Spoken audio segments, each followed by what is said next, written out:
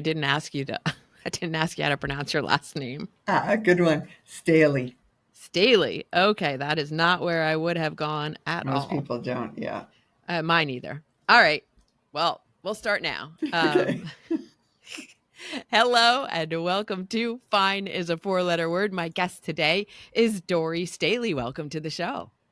Hey, Lori, thanks for having me. Glad to be here. It's the Lori and Dory show. Yes, it is. That's that. I didn't even catch that. I thank you. That's yes. So we're gonna have a good time today, and I like to start out asking all of my guests the question, kind of a like, where did you come from kind of question. So, what hmm were the values and beliefs that you were raised with that contributed to you becoming who you are?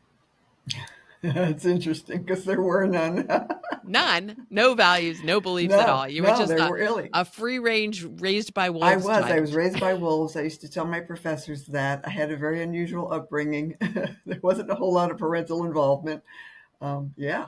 So my dad eventually became a single parent with three girls. So it was kind of a zoo. But Oh we wow. held our own okay. We learned how to do lots of things on our own because we had to. So I learned how to cook and clean at an early age, way younger than kids today, certainly, if they're even doing that at all. And we were just raised very differently. So it wasn't a traditional family at all. Uh-huh. What what did you take out of that? I mean, obviously that you had to take care of yourself. hmm Where are you in the stack of siblings? I am the youngest of the first family. Okay. All right. Um so what did you take out of that you brought into like your adult life? Well, it's interesting because as a kid, I always felt that there was something more out there. Mhm. And my oldest sister, well, Diane, basically raised me, and she became the mom. And I remember her telling me that I had a guardian angel watching over me and things like that. So we came from the Catholic faith, but we never went to church. So I wanted to know more about who is this Jesus guy and all that. So I actually went myself to uphill 13 blocks in the snow with no shoes, uh, just to go to this church and find out more. And all I knew was back in those days, the Mass was in Latin, which of course I Oh, couldn't okay. understand. But hey, they had all these really beautiful stained glass windows. And I figured out that the windows were telling stories. So if I looked down at all of the different windows, I kind of got the gist of, what was going on. And as my dad remarried and we moved, that was for many reasons we had to leave the Catholic Church because once you get divorced, you're excommunicated. Right. So, I was already, in trouble, the odd girl out and all. So that was fine. We moved and I just kept seeking on my own. So I found God and faith on my own. Certainly not with my family because we didn't even own a Bible. So, Yeah, that's so interesting to me, how people come to find their spirituality. right. Yeah, and then so you started at a young age, and then did you continue in it as you grew, or did that like, was that something you kind of forgot about and then picked up later? Well, Or was my it son, always important to you? it was, but I was always seeking and trying to learn more. I remember going to this little tiny church because my dad moved us to a town in upstate New York where there were no sidewalks. I mean, it was the real boonies. So coming from northern New Jersey, this was a culture shock for sure.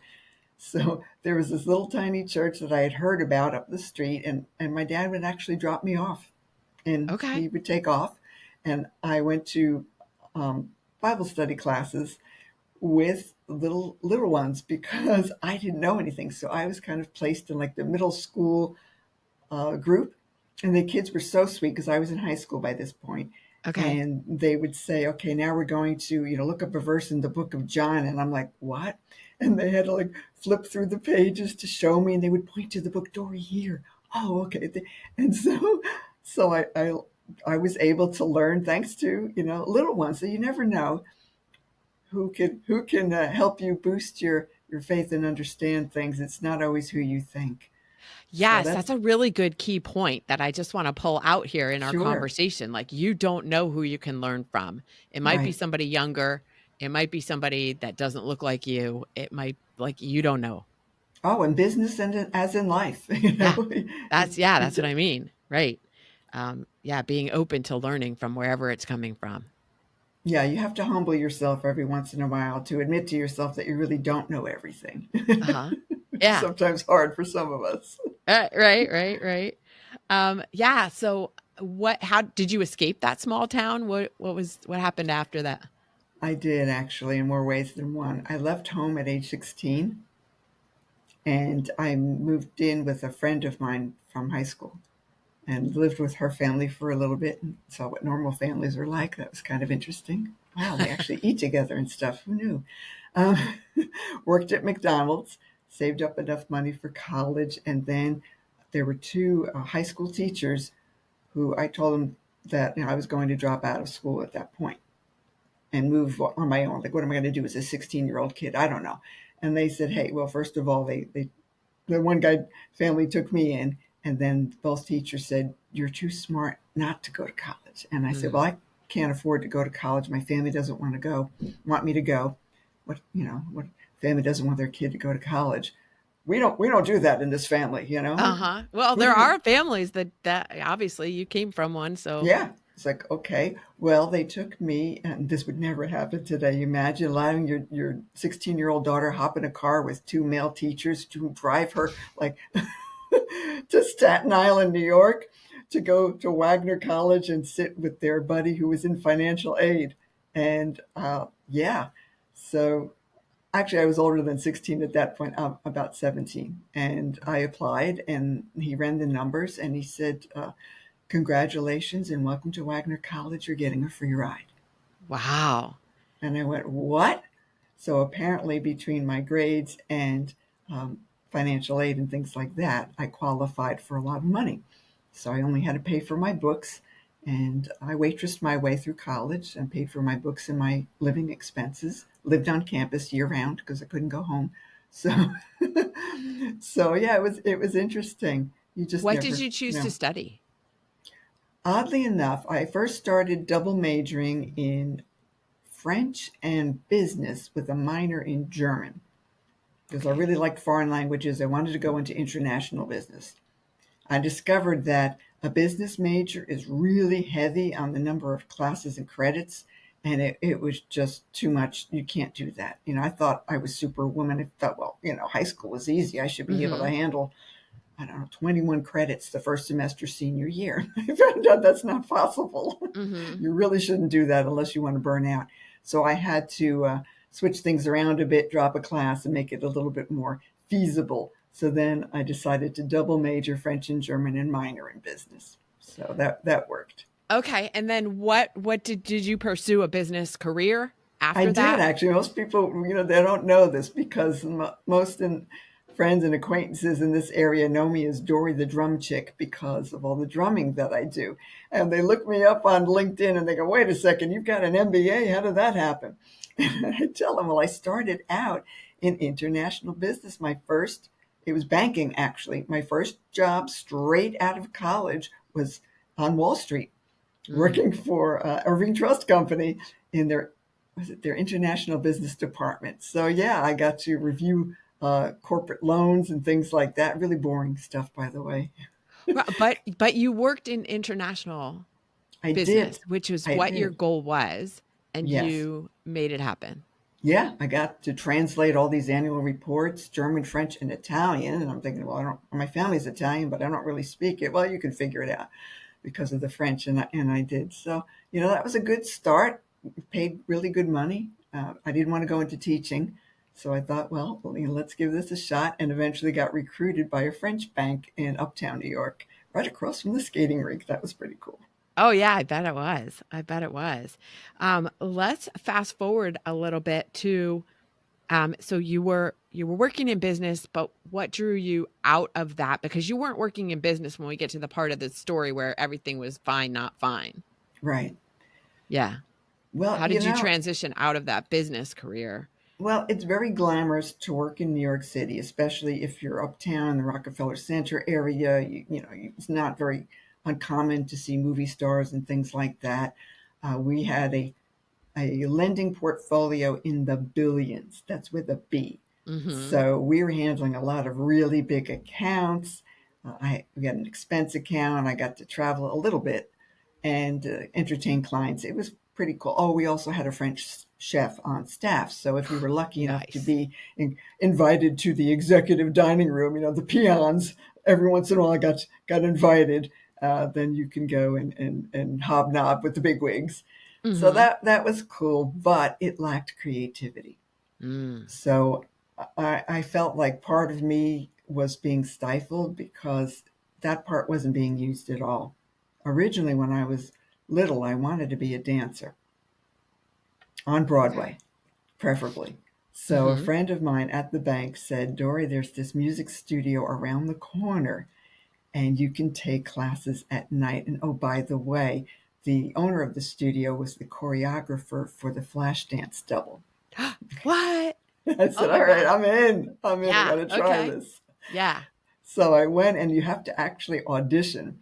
And they would say, well, if you can pass Phil Black's audition, you can pass any audition for Broadway kind of thing. So I made my way from the back line to the front, and he was very, very surprised. I told him I learned in a different way. So if you just explain this differently, I've got to see it. Verbally isn't working for me. Mhm. So that's when I learned that I was a visual learner and that I can learn things, but I just need to learn in a different way. And this is Another really good key point. Like you were just bringing up all kinds of great you stuff just of never know. like, yeah, don't beat yourself up if you're not learning in a specific way. Maybe your brain just works differently. Exactly. And that's why, eventually I did become an educational consultant and a private tutor because out of necessity, I Yeah. started with our two kids who needed creative ways to learn. They were very, very smart, like too smart for school, Uh-huh. seriously, because they were just too far ahead in many, many areas. But math was always a challenge. And so I taught them different ways to learn the way that I wish I were taught. Mm. And it worked really well. So I created these right-brained learning techniques. Hey, all you right-brain creative types out there, there is hope. We may not do well on time tests, but that doesn't mean that you're dumb. Math doesn't have to suck. No, no. So I gave them practical math, and that made sense. And we started out with interest-based learning in other subject areas so that they could include their creativity, and it worked really well. And yeah, that's when I started telling parents, look, I don't like any of these labels that they're throwing out for these kids, so I'm going to change them. Mhm. So Yeah. ADD in my book is a delightful dreamer. And I ADHD is a definitely hyper drummer. And I'm both. Boom, boom, Okay. I'll be here all week. Thank you very much. And tip your wait staff and hey, try the veal. Yes. You can leave your tips at the door. That's Uh, right. That's right. So you just have to reframe things sometimes. Just yeah. because you can't do something and learn the way that other people learn, that doesn't necessarily mean you're broken or defective. It just Right. means we're different. So I like all the different drummers out there. We get along just fine. Yeah, that's fantastic. So yeah, what where were you working? Because I want to ask you about in the pre-show call, we were talking about your bike accident and how that led you to like this revelation. Right, Um, right. but Yeah, where were you working then? Remind me. You were working for a it's nonprofit. interesting. No, I was working in a sales and marketing position. I met a guy at a dinner who heard about the fact that I had this education background and that I worked with a lot of homeschooling families and I was a speaker at the time because as an educational consultant and private tutor, I did a lot of talks to gain clients. You would go to teach workshops, you would to go to the homeschooling conference, the gifted education conference, all this sort of thing. Yeah. And so they said that they had they had some need for someone who knew about the homeschooling market. I'll leave it at that and try not to identify the company. Yeah, it's And okay. then, yeah, I was working on a weekend event, minding my own business, standing in a crowd. People, I was not the one who was on the bicycle. I was hit by a bicycle, Right. standing in a And we're talking crowd. about like a regular bicycle, not like a motorcycle, like a No, that's why, I told God I wish I had a better story and no, eventually no, I just want to clarify for listeners because yeah. Yeah, Like, you it can get doesn't. severely injured if you get Yeah, run over by a kid on a 10 speed. yeah. Gosh, he was flying. So anybody who's from the New York area, they know all about bicycle messengers. I don't know if they still have them, but back in the day when I was there, they did. And you I knew think that they if you do. saw, yeah, if you saw one of these people coming by on a bike, you step back off the curb because if he hits you, you could, and you hit the ground, you're toast. So I knew that much. Unfortunately, I know how to fall as a former dancer and runner. I know that you duck if you're if Uh-huh. you're running and you like hit some ice or something, you tuck so your head doesn't hit the ground. So I did that. My head did not hit the ground, but still I managed to wind up with some severe injuries. There was a tear in my shoulder, knee, ankle. My back was all jacked up. At that point, we did not know why. We also did not know, because nobody bothered to check, that I had a concussion and whiplash. Mm. I just knew that I was saying stupid things, so my clock really got cleaned, let me tell you. Yeah. So I always joke, how far can a skinny chick fly? Pretty far, apparently. Man, I went flying quite a long distance there. But you see, I didn't want anybody to know that I was hurt. Hmm. So, and we were entertaining clients and their families. The good thing was there were two little girls next to me, and if I didn't step into the bicycle guy's path, they would have gotten hit. They were Mm. about 5 or 6, and that would have been the end for them at that speed. Hmm. Wow. So it was like, warp factor. I don't know what. But Yeah. yeah, somebody had called my name. Dori, can you come over here? We have a question. And I made the mistake of stepping forward. I did not know that this guy was coming. I didn't see him. Nobody saw him. And I Yeah. just heard my coworker, who was way, way far behind me, saying, Dori, look out. And I looked to my left and I said, I'm going to be hit and I don't know how to avoid this.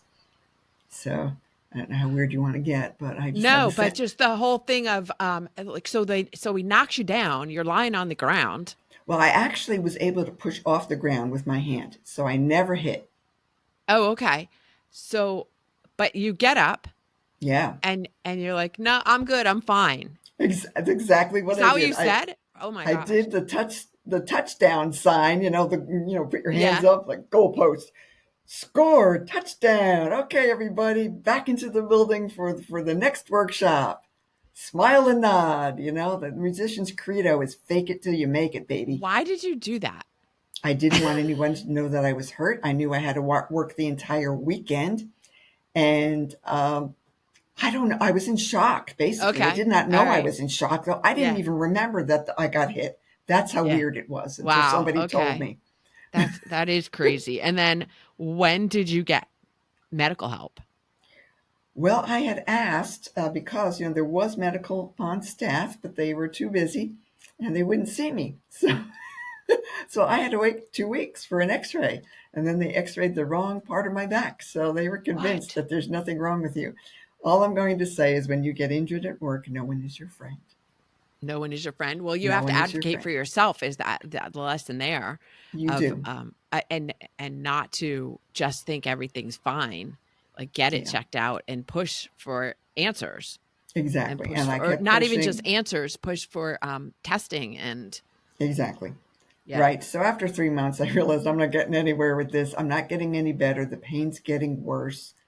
And I can't physically do this job anymore, even though I was really good at what I did, just to be honest. I Mhm. had the highest conversion rate, brought in a lot of clients, got to travel up and down the East Coast, expense account, company car, the whole 9 yards. And I thought, I'm going to have to leave. I'll just go home and resurrect my two part-time businesses to see if I can bring them full-time. But we were in the middle of a recession. This is like 2011 at that point, Mhm. Mhm. and we weren't coming out of it.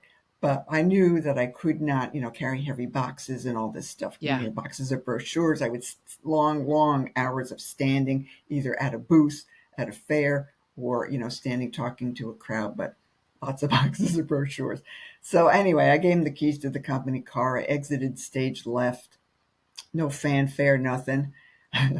No farewell party. No cupcakes. They always gave cupcakes when somebody left. And I was Oh like, wow, man, man, I got that's the gypped. most disappointing part of I this got whole gypped. story. So me and this other gal, we both left at the same time, and You went and and bought your own cupcakes. I did. I had a Okay. call. I had to call a friend because I didn't even have a car to get home. Oh my You know, gosh. because I handed them the keys. Okay. My car Wow. was back home, so she had to come and get me. She took me out to lunch, and I cleaned out my office, and off I went. And yeah, and so from then on, I thought, okay, 2 weeks, I'm going to be fine. I'm going to bounce back. I'm tough. I'm in really good shape. I was a swimmer at that point, swimming 52 lengths, 26 laps in 30 minutes, and that was really good for somebody who was in her 50s, by the way. Mm, But I realized I'm not getting better. I'm mm, getting worse, and nobody can figure out why. I'm in pain 24/7 at that point, severe tailbone pain, couldn't stand, reach, bend, my brain fog to the max, and I just wasn't the same person anymore. mm-hmm. Because I'm usually really positive. I call myself the chief encouragement officer, right? Yeah. And I just was like not feeling it. And I usually hum a lot. I don't even realize it. And that's when I realized I lost my music. Mm, I stopped humming. Somebody pointed that out, and I went, "You're right." And so things got very, very dark because I didn't see a way out. I didn't see a way that I was going to get better.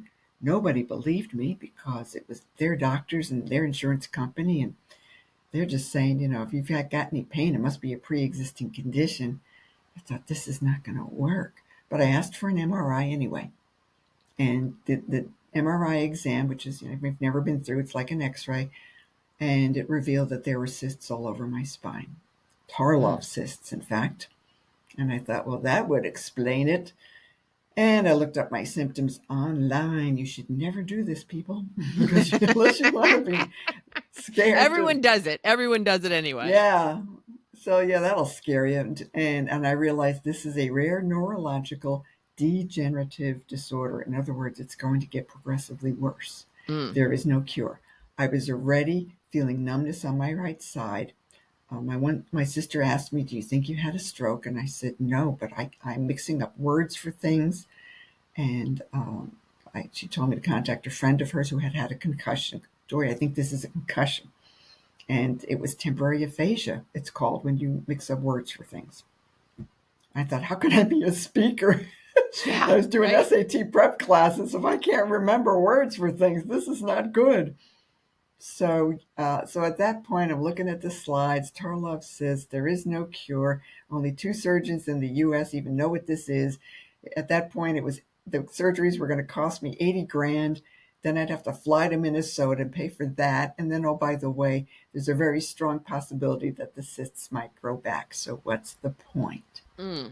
Not bringing in any money at this point, except for the occasional online consult. By the way, people, I discovered Zoom before it became a thing. So there you go. I was ahead of the game there. Yeah, You and that I were there together. that skill came in Yes. handy much later. Who knew, right? Yes, that's right. All these things that you learn along the way that you think are not related at all. Even my second business, booking bands. You just don't know where things are going to come back, and You never that's where I know. gained my marketing and my social media skills. It was from Yeah. the promoting bands. You never know how it all comes Right. together. So anyway, I'm thinking, I don't know, the concerts that I was doing, there's massive budget cuts, so all of those went away. Tutoring kind of was drying up. I didn't know what else to do at that point, and I was ready to give up.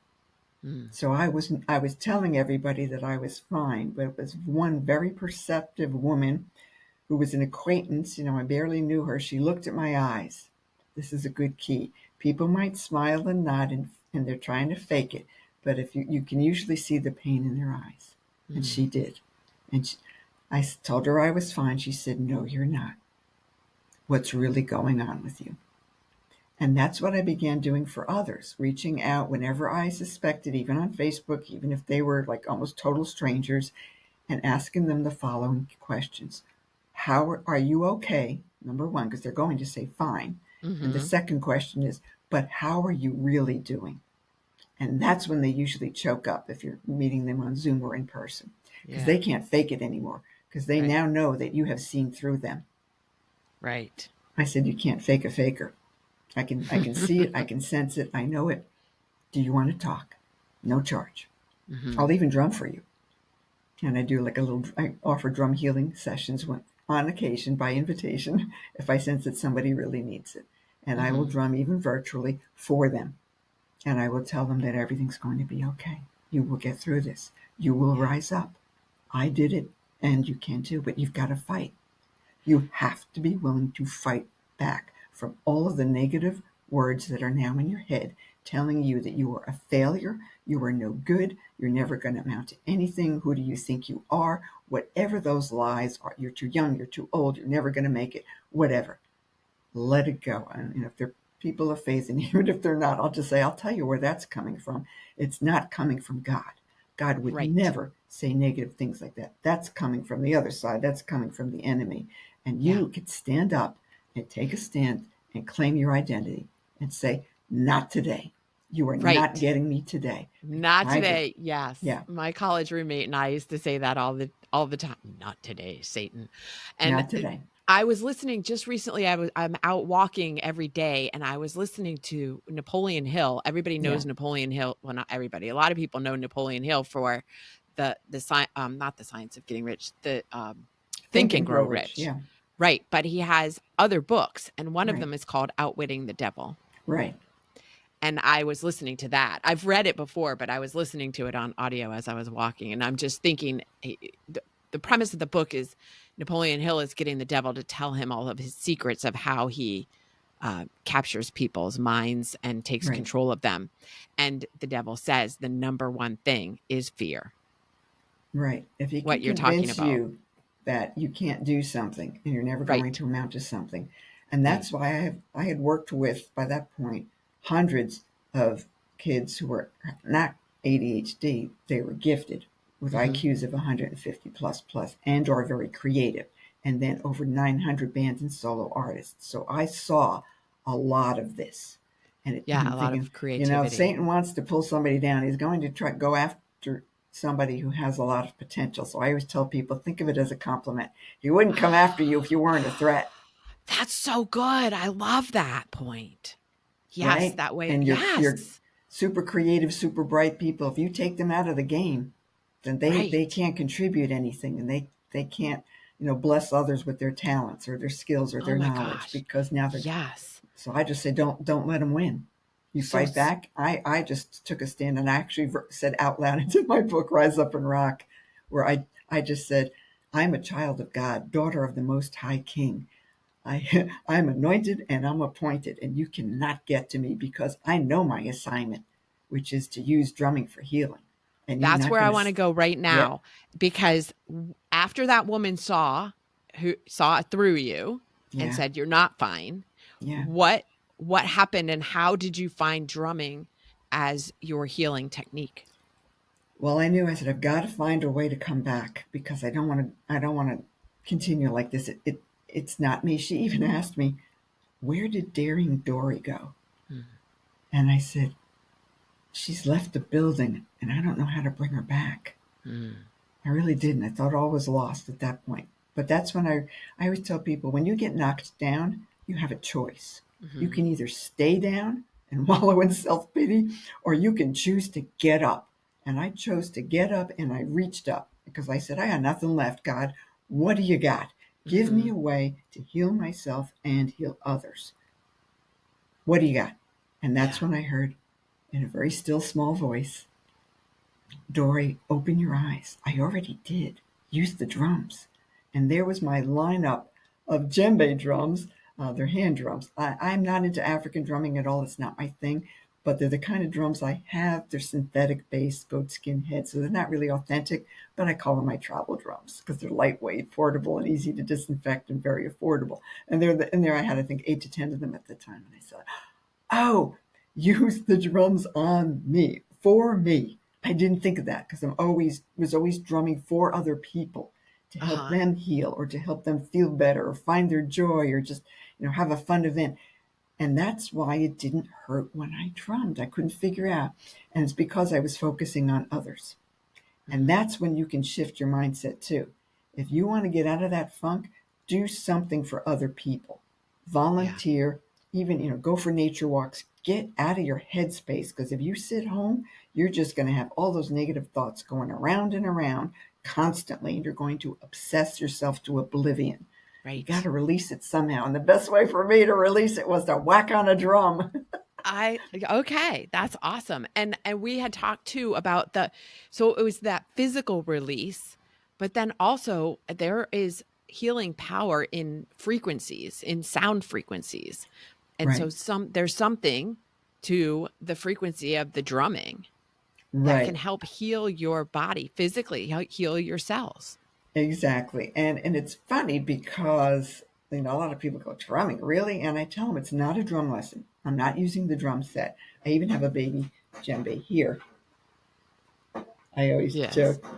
I don't always So for play people who are djembe, but when listening, she's got a little drum. Yeah. yeah, it's like an hourglass shaped drum, and I always joke I don't always play the djembe, but when I do, I play one that matches my outfit. So I got a purple djembe here, and and I started with a bigger one than this though. And the release for me was really beneficial because if you hit it really hard, it feels really good. You can't hurt the drum, might hurt your hands. But it's the type of drum you use, I discovered, where you hit it, how you hit it, and what you or the your facilitator or trainer is saying while you're drumming. So Mm. I was saying positive things to shift, and I was hitting the middle of the drum, which has is a bass tone. It's very, very deep tone. I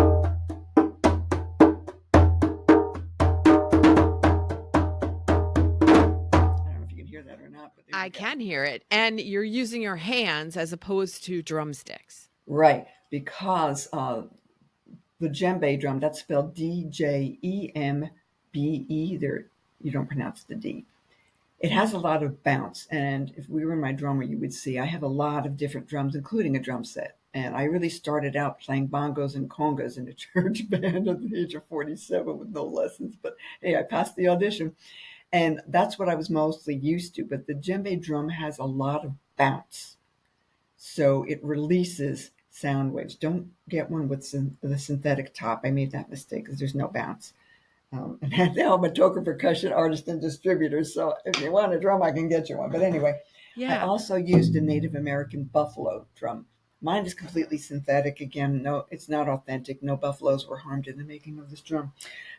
And I actually used that one. It's a big, round black drum, in my case, and with a mallet with very, very deep tone. And I just put it right on the areas that were affected. I was scheduled for 3 surgeries: shoulder, knee, ankle, and an invasive procedure on my spine. So I just went tap, tap, tap on my shoulder, Uh-huh. knee, ankle, back.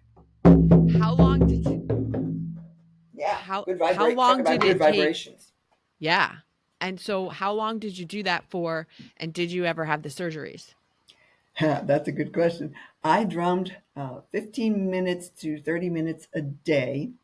And after 2 weeks, I'm assuming I probably didn't drum on the weekend. So let's say after 10 days of drumming by myself in my home office, just talking to God and just releasing and saying the cysts are going away. I'm going to be fine. I'm going to rise up and rock. That was long before even, that's where the book title came from. I'm going to rise up and rock. And, I just keep saying everything's going to be fine. I'm going to be completely healed. And in 2 weeks, I was. 2 I weeks. 2 weeks. I canceled all my surgeries. Never stepped back. Never darkened the doorstep of the doctors again. Called them So up they and said, didn't "I'm they not." didn't they didn't do another MRI to see that they were gone. You just knew they were gone because you I weren't in knew they pain. were gone because there was no more pain at Yeah. all. No numbness, no brain fog, no balance issues, no range of motion issues. I was no longer mixing up words for things. I felt much lighter and I felt joy and hope for the first Wow. time in three H- years. How long ago was that from now? So that was in the end of May in 2014, 10 years ago. Wow. That is incredible. I love your story because Thanks. I Well, love the evolution of it and I love the outcome of it, of course. And I never just thought I'd be using my fun hobby of drumming to help people heal and move forward, and then it would become a business, and then I'd wind up doing all this research and case studies and all the people that I've worked with just to see the different types of issues they came to me with and how quickly things were turned around.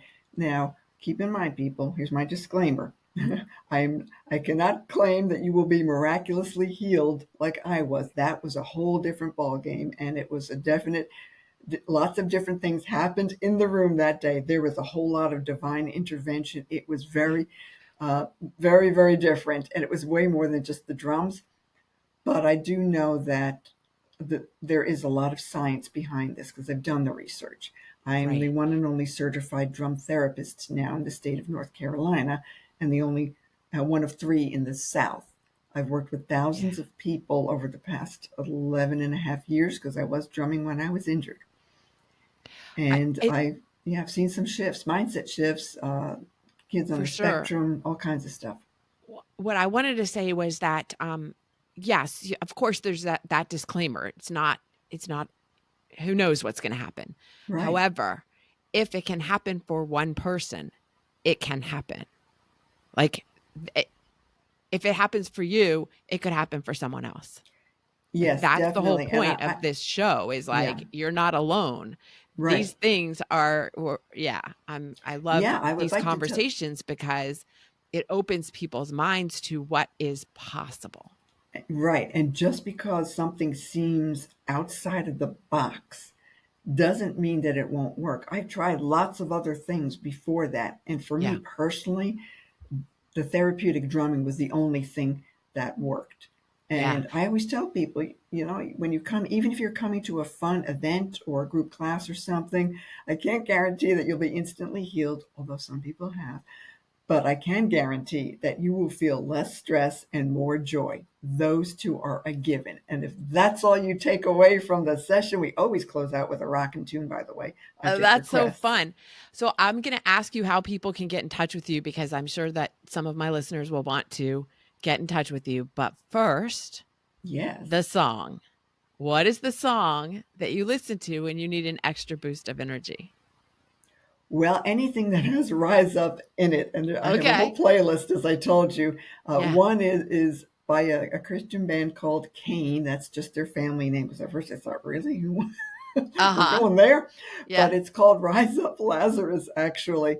And I like the chorus because it says, Rise up, take a breath, you're alive now. Mm. I will put a link to that in the show notes.